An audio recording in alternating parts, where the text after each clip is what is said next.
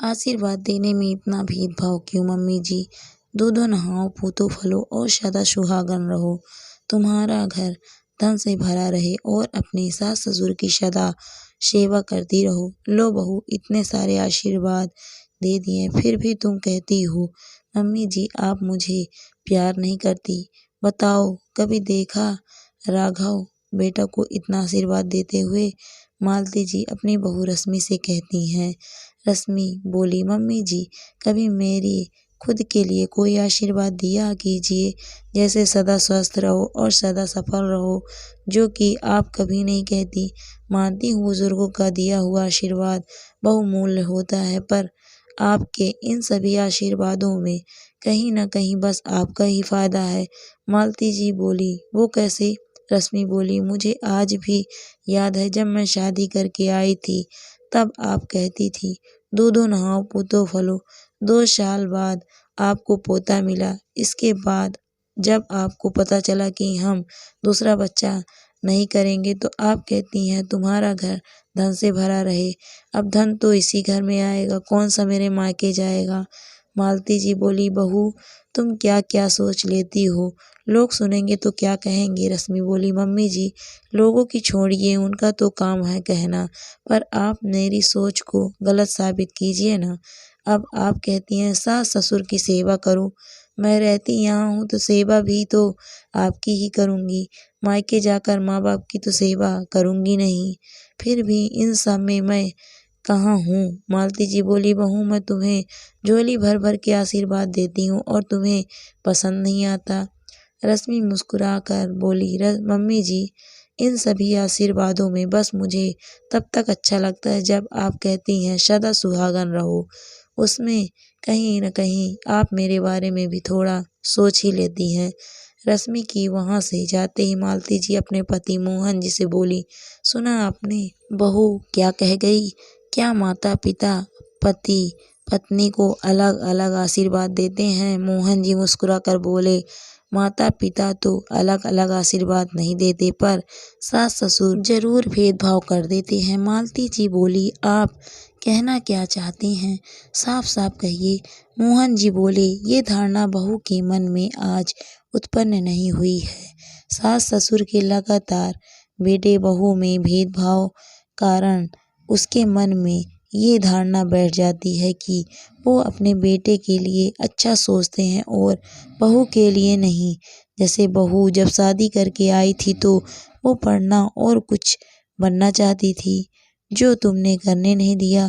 तुम्हें पोता चाहिए था, वही तुम अपने बेटे की नौकरी और तरक्की से बहुत खुश होती थी, तो कहीं न कहीं बहू के मन में ऐसे विचार उत्पन्न होना स्वाभाविक है। जी गुस्से में बोली, वो तब की बात थी, अपनी बात मनवा के आखिर वो नौकरी कर तो रही है, अब उसे मुझसे क्या शिकायत है। मोहन जी बोले, तुम उसके काम करने से खुश हो। कॉलेज जाने से पहले उसे इतने काम बताती हो कि हर रोज उसे लेट हो जाता है। जब भी वो जाती या आती कुछ न कुछ ताने मारती रहती हो। क्या कभी ऐसा व्यवहार तुम अपने बेटे के साथ करती हो? मालती जी बोली, वो तो मेरा बेटा है, उसकी तुलना बहू से कैसे कर सकती हूँ। मोहन जी बोले, वही तो बात है, ये घर अकेले तुम्हारे बेटे के पैसे से नहीं चलता, बल्कि बहू का भी योगदान है। फिर तुम बहू के लिए क्यों नहीं सोचती? मालती जी उदास बैठी हो गई तो मोहन जी बोले, मालती एक बार सास नहीं बल्कि माँ बनकर सोचो तो अपने आप तुम दोनों के विचार बदल जाएंगे। इतना कहकर मोहन जी अखबार लेकर आंगन में चले गए। देखते ही देखते सुबह के 8:45 बज गए। राघव दफ्तर के लिए निकल रहे थे। मालती जी बोली, राघव 15 मिनट बाद बहू को भी कॉलेज जाना है, तुम उसे अपने साथ क्यों नहीं ले जाते? राघव बोले, माँ उसके चक्कर में मुझे घूम कर जाना पड़ेगा, वो अपने आप चली जाएगी। इतना कहकर राघव चले गए। 15 मिनट बाद रश्मि तैयार होकर आई और बोली, मम्मी जी सुबह का नाश्ता और दोपहर का खाना सब बना दी हूँ, समय पर खा लीजिएगा। चिंटू बेटा अपने आप खाना लेकर खा लेगा, आप परेशान मत होना। मैं चलती हूँ वरना मुझे देर हो जाएगी। मालती जी बोली, बहू थोड़ा जल्दी हाथ चलाती तो पति के साथ मोटरसाइकिल पर बैठकर जाती। रश्मि उनकी कटाक्ष भरी बातों पर मुस्कुराती हुई बिना जवाब दिए चली गई। समय यूं ही बीत रहा था। मोहन जी और मालती जी की दवाई, खान पान सबका ख्याल रश्मि रखती थी, क्योंकि राघव को वक्त नहीं मिलता था। एक रोज मालती जी की ननद विमला जी आई। रश्मि ने एक रोज की छुट्टी ले ली और अगले दिन जब वो कॉलेज जाने लगी तो विमला जी बोली, भाभी ये क्या बात हुई कि बहू बैग टांग कर घर से निकल जाती है और घर की सारी जिम्मेदारी बूढ़े कंधों पर छोड़ जाती है। मोहन जी बोले, विमला हमारी बहू झांसी की रानी है, घर और बाहर दोनों की जिम्मेदारी बखूबी निभा सकती है। जब बहू हमारी छोटी बड़ी हर चीजों का ख्याल रख सकती है तो क्या हम इतना भी नहीं सहयोग कर सकते? मालती जी रश्मि से धीरे से बोली, बहू देखना तुम्हारे जाने के बाद मुझे ये कितनी बातें सुनाएगी और 4 घर में बताएगी। थोड़ा जल्दी आने की कोशिश करना। हर रोज की रश्मि उनके पैर छूकर जा रही थी। बुआ जी बोली, ठीक है जाओ। मोहन बाबू ने मालती जी की तरफ देखा तो मालती जी रश्मि के सर पर हाथ रखकर बोली, जैसे जा रही हो वैसे ही लौट कर आना। ये सुनकर रश्मि के चेहरे पर मुस्कुराहट आई। समय यूं ही बीत रहा था। बुआ जी को आए हुए करीब 10 दिन हो गए। रश्मि का काम बढ़ता जा रहा था, जिसे देखकर मालती जी का हृदय परिवर्तित हो रहा था। अचानक बुआ जी के घर से फोन आया तो उन्होंने जाने की तैयारी की।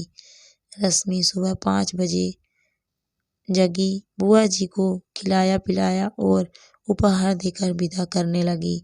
बुआ जी ने राघव को ढेर सारे आशीर्वाद दिए और रश्मि की तरफ देखी भी नहीं। ये बात मालती जी को बुरी लग गई।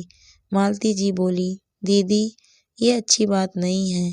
आपने राघव को आशीर्वाद के साथ पैसे भी दिए और मेरी बहू के लिए आपके पास कुछ भी नहीं है। अगर आपका भतीजा नौकरी करता है तो मेरी बहू कोई खाली बैठी नहीं रहती। अरे कुछ नहीं तो स्वस्थ रहने का ही आशीर्वाद दे दो। अगली बार आओगी तो भतीजा नहीं बहू ही बनाकर खिलाएगी। विमला जी को उनकी भूल का एहसास हुआ और वो रश्मि के सर पर हाथ रखकर बोली, सदा स्वस्थ और सुहागन रहो। विमला जी के जाते ही रश्मि ने मालती जी को कसकर गले से लगाया और बोली, मम्मी जी आज आप सास से मेरी माँ बन गई हैं। आज का दिन मेरे लिए हमेशा यादगार दिन रहेगा। इतना कहकर वो कॉलेज जाने की तैयारी करने लगी। अब हर रोज की तरह जब भी रश्मि जाने से पहले सास ससुर के पैर छूती, मालती जी ढेर सारे उसे आशीर्वाद देती, हमेशा स्वस्थ रहो और तरक्की करो। जिसे सुनकर रश्मि मुस्कुराती और वहीं मोहन जी बच्चों को मुस्कुराता देख खुशी से फूले नहीं समाते। अब राघव भी थोड़ी देर से निकलता और रश्मि को कॉलेज छोड़ते हुए जाता। आखिर पति का भी कोई फर्ज होता है। मित्रों, कभी आपने सोचा है कि जैसे दामाद के बिना बेटी अधूरी है, उसी तरह बहू के बिना बेटा अधूरा होता है। फिर आशीर्वाद और प्यार में ये भेदभाव क्यों?